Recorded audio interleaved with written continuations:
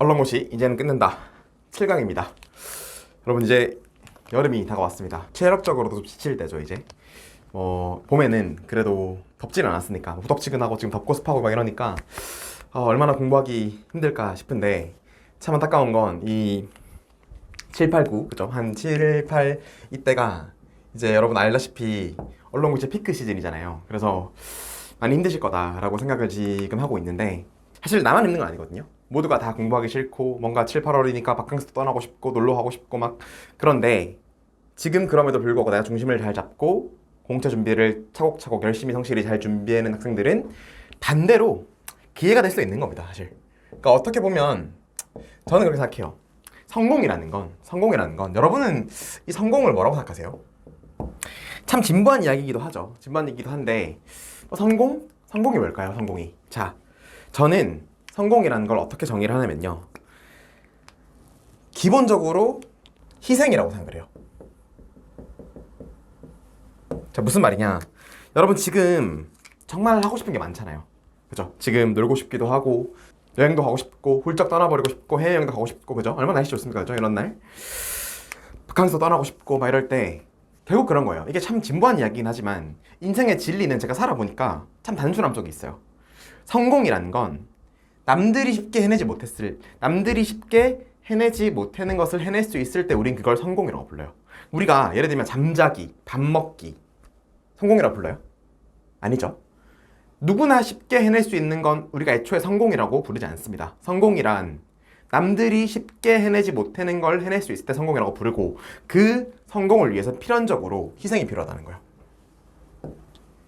여러분은 여러분의 미래를 위해서 무엇을 희생했습니까? 무엇을 포기했나요? 적어도 그런 거 하나쯤은 있어야 한다는 소리예요. 그런 것도 없이 그죠?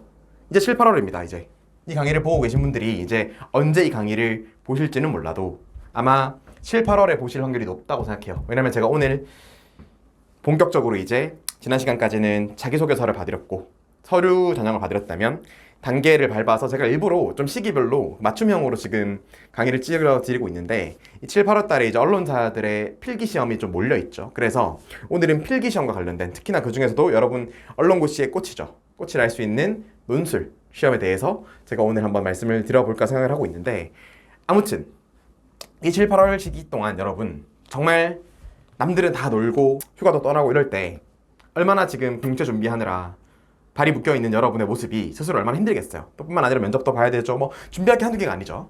하지만 참 돌이켜보면 제가 지금 4년째 학생들이 지도를 하고 있지만 그럼에도 불구하고 인 것 같아요. 인생은 참 그럼에도 불구하고, 그러니까 이유나 핑계는 누구나 있어요. 여러분 그런 말 있잖아요. 뭐 사연 없는 무덤은 없다, 그런 말이 있듯이 항상 이유나 핑계는 다 있어요. 내가 어떤 것을 하지 못하는 이유나 핑계는 다 있어요. 하려고 하면 방법이 보이고 하지 않으려고 하면 이유나 핑계가 보인다는 말도 있잖아요. 결국엔 무엇을 희생했냐 우리는 과연. 그래서 이번 7, 8월은 키워드가 저는 희생이라고 생각을 해요. 여러분이 내가 정말 기자가 되기 위해서, 내 꿈과 목표를 위해서 나는 과연 무엇을 희생했을까, 무엇을 포기했을까에 대해서 되새길 수 있는 이번 7, 8월이 된다면 분명 여러분은 성공적인 7, 8월을 보낼 수 있을 것이다 라고 말씀을 드리고 싶습니다. 그래서 참 힘든 시기고, 또 제가 여러분의 그런 어려움을 조금이라도 덜어드리기 위해서 지금 무료로 강의를 찍어드리고 있는데, 같이 한번, 저도 사실 힘듭니다. 저도 이 7, 8월이 되면 저도 훌쩍 어딘가 떠나보고 싶고 그런데 저도 발이 묶여요. 저도 학생들이랑 지금 같이 어떻게 보면 정말 이 7, 8월은 저도 수험생활입니다. 그래서 어떻게 하면 조금이라도 더 좋은 인사이트를 제공해드릴 수 있을까를 고민하고 있고, 그래서 뭐 논문작 관련해서도 저희 학생들 같은 경우에는 제가 같이 어떤 답안을 같이 만들어드리면 될까를 고민하는 시기라서 저도 많이 바쁘고 힘든 시기지만 특급 도우미가 되어드리겠다라고 말씀을 좀 드리고 싶은데, 아무튼 성공이란 결국 그런 것 같아요. 결국 여러분이 나중에 한번 되돌아봤을 때, 와, 그러니까 여러분이 여러분 스스로를 정말 존중할 수 있을 때 성공이 찾아오는 것 같아요. 네. 내가 다시 돌아가다 그렇게 못해. 정말 최선을 다했어. 나는 정말 그때 그 순간에 나를 가장 존중해. 그런 말이 나올 수 있을 정도로 정말 열심히 배우시죠. 그러면 아마 기자라는 감투는 저절로 따라와 있을 거예요. 그러니까 기자가 되신 분들이 물론 모두가 다 뭐 이런 드라마틱한 사연을 가지고 있진 않지만요, 제가 지금 너무 길어질까봐 제가 지금 가르쳤던 학생들 사연을 일일이 다 풀어드릴 수는 없어요. 그런데 지켜보면은 정말 그 학생들이 이 성공을 위해서 반드시 희생이라는 과정을 거치긴 했습니다. 반드시 무언가 하나 희생을 해요. 분명히. 예. 자기 스스로 생각했을 때 뭐 어떤 학생들 같은 경우는 연애를 하다가 그냥 헤어지는 학생도 있고요. 아니 어떤 학생들 같은 경우에는 정말 자기는 친구 관계 다 버렸다 라는 학생도 있고. 항상 말씀드리지만 무엇을 희생할 것인가, 이 7, 8월 시기를 여러분이 만약에 희생적으로 성공적으로 잘 보낼 수만 있다면 누군가에겐 위기가 여러분에게는 기회가 될 수도 있다는 겁니다. 그래서 위기가 아닌 기회로 만들 수 있는 7, 8월달이 되길 바란다 라는 말씀을 드리면서 이제 본격적으로 좀 시작을 좀 해보겠습니다. 자, 많이 힘드실 겁니다. 많이 힘드실 거고 많은 고충과 어려움이 있으실 테지만 해 뜨기 전이 제일 어두운 법이란 말도 있듯이 참 이게 진부한 얘기인데 성공한 사람 누구나 얘기 들어봐요. 정말 나는 꽃길만 걸었어요 라고 말하는 사람 있어요? 한 명도 없어요. 정말. 네. 정말 극단적으로는 저 목까지 맸어요 막 이런 분도 있죠. 성공한 분들 중에서. 그 정도까지는 아니더라도 여러분 스스로도 정말 나 정말 되돌려 보면 그때 나는 보상받아 마땅해 할 정도의 희생은 필요하다는 거. 오늘은 본격적으로 이 논술 시험, 정말 이 언론고시의 꽃이죠. 논술. 자, 여러분 기본적으로 저를 찾아온 많은 학생들이 논술 관련해서 질문을 제일 많이 하죠. 제일 많이 하고 사실은 어떻게 보면 논술 시험이 곧 이퀄 언론고시이기도 합니다. 사실 이 언론고시라는 걸 이 논술 시험이라고 표현하기도 하죠. 네. 왜냐하면 논술을 넘지 못하면, 물론 저는 이 말에 동의를 하지 않아요. 그래서 제가 이렇게 근사값지라고 달아드렸는데, 왜냐면 사실 언론고시는 언론사 입사 시험은 제가 봤을 때 서류 필기가 예선전이고 면접이 약간 본선 같은 느낌이 있어서 워낙 본선이 중요한 시험이죠. 그래서 제가 이제 나중에 면접 강의를 할 때도 말씀을 드릴 건데, 사실 여러분이 그래서 필기 넘었다고 구분응선을 넘었다고 생각하시면 안 됩니다. 이제 시작이에요. 이제 본선이 펼쳐지는 거기 때문에, 예를 들면 국가대표가 된 거지. 그래서 이제 파리올림픽도 열리겠지만 본선은, 파리올림픽은 사실 면접이라고 보시면 돼요. 올림픽은 면접이다. 네. 그래서 물론 예선을 넘고 국가대표가 되는 것도 정말 힘들죠. 정말 힘든 일이기 때문에 여러분이 논술 자체에 합격하는 걸 되게 높게 평가할 수 있는데, 물론 실제로 훌륭하신 거 맞아요. 언론사 논술 시험을 통과한다는 건 여러분의 실력이 어느 정도 검증이 됐다는 말이기 때문에 충분히 인정받아 마땅한 건 맞지만, 그래도 아직 구분응선을 넘었다고 표현하기엔 좀 힘들다라고. 우리 학생들이 보통 이제 다른 시험들 같은 경우에는 면접이 사실상 유명무실한 데가 많아요. 예를 들면 공무원 시험 같은 경우에는 면접은 그냥 거의 인성 테스트 정도이거든요. 그래서 거의 열에 7, 8, 아니 9 이상은 붙죠. 네, 근데 언론사는 그렇지 않아요. 그래서 제가 나중에 면접 시간도 좀 길게 편성을 해가지고 면접에 대해서 말씀을 드릴 건데, 아무튼 오늘은 논술 시험에 대한 이야기를 한번 해보도록 하겠습니다. 자, 여러분은 이 논술 시험 어떻게 준비하고 있나요? 제가 한번 맞춰볼까요? 아마 일단 기본적으로 스터디를 많이 하시겠죠. 스터디.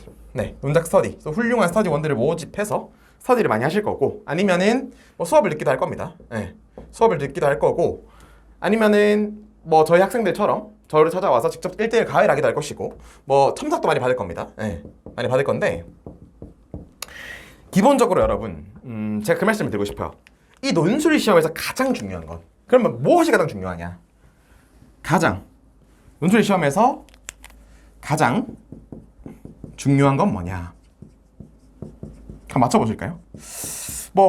어떤 학생들은 이렇게 말할 수도 있겠죠. 선생님, 논술 시험이니까 아무래도 글빨? 좀 속된 말로 글빨? 필력? 그죠? 아니면 인사이트? 그죠? 아니면 구조? 형식? 좀 색다른 구조나 형식? 뭘까요? 자, 저는 단언컨대 이 4가지 다 아니라고 말씀드리고 싶어요. 자, 이렇게만 말씀드리면 제 강의가 아니죠. 제 강의는 항상 여러분께 새로운 포인트들을 많이 전달해드리는데, 저는 글빨, 필력, 문장력, 단어 선택, 능력, 인사이트, 색다른 구조와 형식, 이런 거 다 아니라고 생각합니다. 그러면 소장님이 생각하는 논술 시험에서 가장 중요한 포인트는 뭐냐? 라고 말씀을 제가 드리면, 저는 가장 중요한 걸 진심이라고 표현을 해드리고 싶습니다. 자, 이게 조금 잘 안 보일 것 같아서 제가 조금 더 크게 말씀드릴 건데, 진심입니다. 자, 진심? 갑자기 논술 시험 준비하는데 무슨 진심이 필요하다고 말씀을 드리는 거지? 말씀을 주시는 거지? 라고 할 수 있는데, 자, 논술 시험에서 가장 중요한 건 말씀드렸습니다. 진심입니다. 자, 진심 이게 무슨 말이죠? 뭐 진심으로 글을 쓰란 말인가? 네. 자, 우리가 여러분 이 언론고시라는 시험 자체에 대한 본질을 좀 빨리 파악할 필요가 있어요. 무슨 말이냐면은 자, 우리가 솔직히 말씀드려볼게요, 여러분. 지금 문과 출신들, 우리 학생들 대부분 문과 출신일 거거든요. 우리 문과 출신 분들이 갈 수 있는 직업이란 게 지금 사실 많지 않아요. 뭐 예를 들면 특히나 언론사를 준비할 정도의 수준이 되는 학생들이라면 아무래도 좀 학벌로 좋을 확률이 높고, 그래서 보통은 행정고시, 그죠? 뭐 고시를 많이 가집니다. 일단 고시, 그죠? 고시 많이 준비하죠, 학생들. 그리고 뭐 전문직 시험들, CPA나, 그죠? 공인회계사나 뭐 변리사나 이런 전문직 시험들, 그죠? 아니면은 로스쿨을 많이 가죠, 로스쿨. 네. 뭐 아니면은 공기업, 공공기관 취업도 많이 하고요. 아니면 그냥 뭐 사기업들, 뭐 대기업 위주로 사기업들도 많이 갑니다. 자, 여러분 이런 시험들과 여러분 근데 지금 뭐를 준비하고 있다? 언론사 입사를 준비하고 있어요. 뭐가 다를까요? 뭐가 다를까요? 가장 큰 차이가 뭘까요? 어떤 부분이 가장 크게 다를까? 이런 고시나 전문직 시험이나 로스쿨이나 공기업 공공기관이나 사기업 취업이랑 언론사 입사 시험이 가장 크게 다른 점은 뭘까요? 자, 이 시험들은요, 일단 기본적으로 여러분, 물론 뭐 이 시험들도 저도 주변에 준비하는 친구들도 많고, 실제로 뭐 로스쿨 같은 경우에는 뭐 제가 관련 과를 나오기도 해가지고 엄청나게 많은 변호사 친구들이 있습니다. 근데 이 로스쿨 이런 시험들은 사실 시험을 위한 시험일 확률이 높아요. 공부를 위한 공부일 확률이 높다. 무슨 말이냐? 사실 딱 끝나고 나면, 물론 로스쿨은 법전을 외운다는 면에서는 실생활에 좀 도움될 수도 있겠다. 근데 나머지 시험들, 예를 고시 같은 경우 여러분 행정법 쓰일까요? 솔직히 잘 안 쓰입니다. 경제학, 행정학, 정치학 과연 실생활에서 쓰일까요? 안 쓰이죠. 전문직 시험 마찬가지입니다. 뭐 CPA, 세법 공부 얼마나 쓰일까요? 로스쿨도 사실 마찬가지. 왜냐면 그거 외워봤자요, 어차피 다 까먹어요. 다 까먹고 어차피 법전 다시 봐야 돼. 변호사들도 법전 다 다시 봅니다. 다 다시 보면서 공부해요. 네. 공기업 NCS, 그죠? 한국사 시험 실생활에 크게 도움 안 되는 것 같죠? 마찬가지죠, 사기업도. 자, 그게 가장 큰 차이라는 거예요. 이 나머지 선택지들은요, 기본적으로 for only 시험을 위한 공부일 확률이 아주 높다는 겁니다. 그래서 우리가 딱 합격하고 나면 다 까먹어버려요. 이게 이런 시험들의 공통점이에요. 자, 여러분, 그런데 여러분이 언론사 입사 시험 지금 논술 얘기하고 있잖아요, 우리가. 예를 들면 지금 얼마 전에 있었던 조선일보 채용 연계형 인턴의 논술의 논제는 트럼프, 바이든이 각각 당선됐을 때 한국의 경제, 외교, 안보에 미칠 영향에 대해 논하시오였어요. 자, 여러분, 트럼프 대통령이 되느냐, 바이든 대통령이 되느냐는 대한민국의 외교, 안보, 경제 이슈적으로 얼마나 중요한 일입니까? 그리고 직간접적으로 우리 국민들에게도 다 영향을 미치죠. 즉 무슨 말이냐? 여러분이 이 공부는요, 뿐만 아닙니다. 뭐 예를 들면 지금 저출생, 예를 한국일보 같은 경우에도 어떤 문제가 나왔냐? 최근에 있었던 시험이니까 지역 필수 의사제에 대한 찬반이 나왔습니다. 우리 주변에 의사 준비하는 뭐 가족이든 친척이든 아니면은 동료든 후배든 있을 수 있잖아요. 내가 준비할 수도 있고. 지역의사제 같은 경우에는 나랑 직간접적으로 영향이 있겠죠. 즉 우리 사회를 살아가는 그 누구라도 이런 논제로부터 자유로울 수가 없어요. 그게 가장 큰 차이예요. 솔직히 말할까요? 이런 시험들 책 딱 덮으면 현실에서 체감적으로 느껴지는 공부들이 아닙니다. 네. 무슨 밥 먹는데, 친구랑 밥 먹는데 형법 몇 조 몇 항 얘기하는 사람 있어요? 없어요. 그런데 뉴스를 보면서 트럼프에 대해서, 바이든에 대해서, 이번에 트럼프와 바이든의 토론이 있었는데, 와, 저 바이든 저 진짜 팀의 노인 어떻게 심각한 것 같은데, 야, 미국이 왜 저러냐, 그런 얘기 한 번씩 할 수 있잖아요, 그죠? 형법 이야기는 안 해도 트럼프 바이든 얘기는 한다니까. 네. 전문직 마찬가지예요. 뭐 세법 이야기 하겠습니까? 행정법 얘기 하겠어요? 책을 덮으면 끝이에요. 그래서 외람되지만 사실 어떻게 보면 뭐 이렇게밖에 평가를 할 수밖에 없는 것도 참 애석하기도 한데, 오직 시험을 위한 공부다. 하지만 언론사 입사 시험은 시험을 위한 시험이 아닙니다. 그래서 만약에 여러분이 이 시험 언론고시 또한 언론사 논술 또한 시험을 위한 시험, 공부를 위한 공부라고 생각을 하시면 떨어지는 거예요. 진지합니다, 여러분. 중요합니다, 이거. 제가 왜 진심이란 말을 해드렸냐면요. 이제 눈치 빠르신 분들은 이해를 할 건데요. 여러분은 절대 언론사 이 논술 시험을요. 시험을 위한 시험, 공부를 위한 공부라고 생각하시면 안 됩니다. 그럼 어떻게 생각을 해야 되느냐?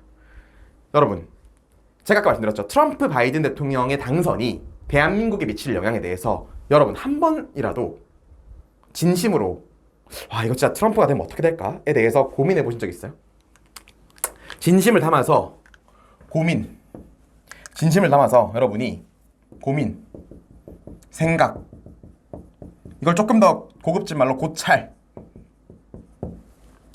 해본 적 있어요? 이게 언론고시 논술의 핵심이에요. 여러분의 글이 왜 떨어진지 아십니까? 진심이 안 느껴지기 때문입니다. 그 말은 즉슨 여러분이 언론고시 논술 시험 또한 뭐 이런 거 시사 이슈 물어본다고 하니까 대충 사설 칼럼 좀 보고 기사 좀 보고 이런 이슈가 있구나, 이런 논점이 있구나, 이런 공부 좀 해야겠다, 이런 식으로 이런 방식으로 그냥 단순 암기식으로 접근을 하려 했다, 다른 시험들처럼. 그러면 여러분은 100% 불합격합니다.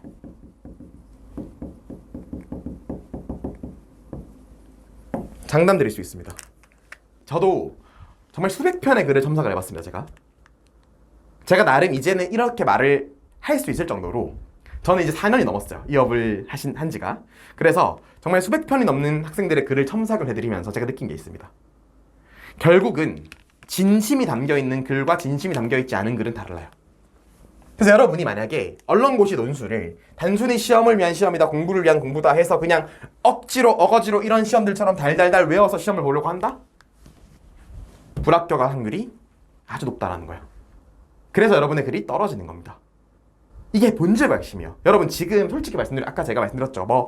문장력, 필력, 글빨, 구성과 형식 물론 그런 것도 기본기적인 차원에서 중요합니다. 중요하지만 더 본질과 핵심이 있다는 거예요. 결국 어떤 학생들이 붙냐면 제가 트럼프 바이든 얘기만 했지만 사실 지금 대한민국에 얼마나 많은 문제들이 산적해 있어요. 그죠? 예를 들면 대표적으로 연금개혁 이야기. 여러분, 연금개혁은 여러분 세대에 직결된 문제예요. 정말. 지금 더 내고 더 받는 개혁의 주체가 누구냐면 우리들 자신이란 말이에요.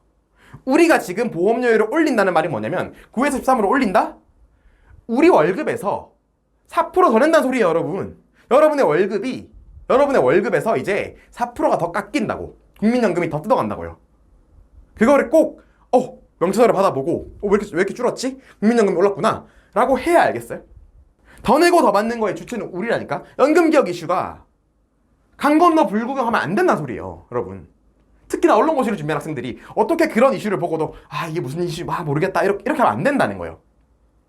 저출산 문제, 여러분 앞으로 지금 0.72명이잖아요. 올해 0.6대도 깨진단 말이 있습니다. 자, 그러면 0.6대가 나왔어요. 우리가 마주할 미래가 어떻게 될까요? 그럼 2070년이 되면 대한민국 둘 중 한 명이 노인이에요. 대한민국 둘 중 한 명이 65세 이상입니다. 너무 먼 이야기 않나요?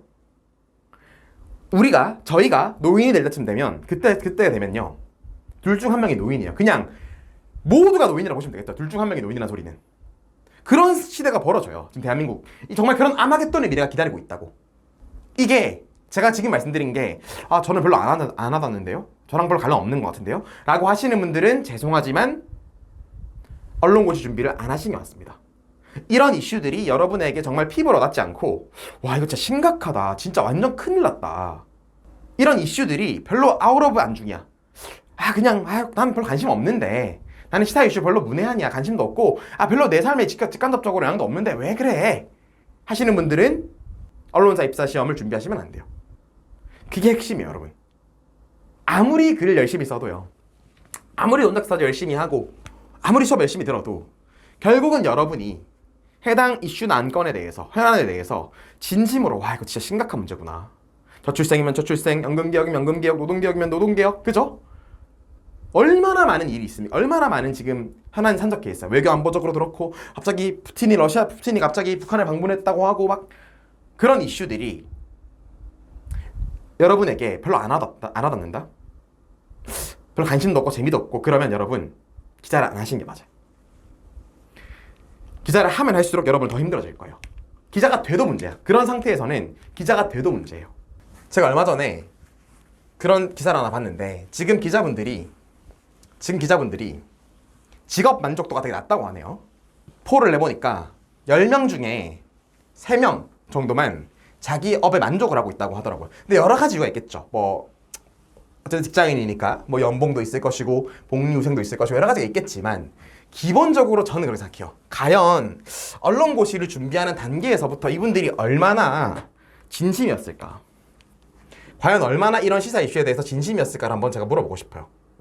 여러분은 얼마나 진심이었느냐? 그죠?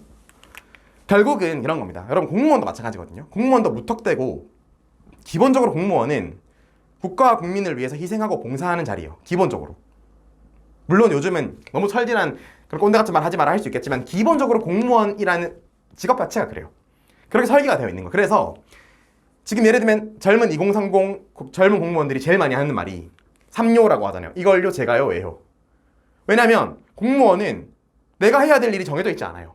그냥 국가가 시키면 다 해야 되고 국민을 위해서는 다 대인봉사를 해야 되는 거거든.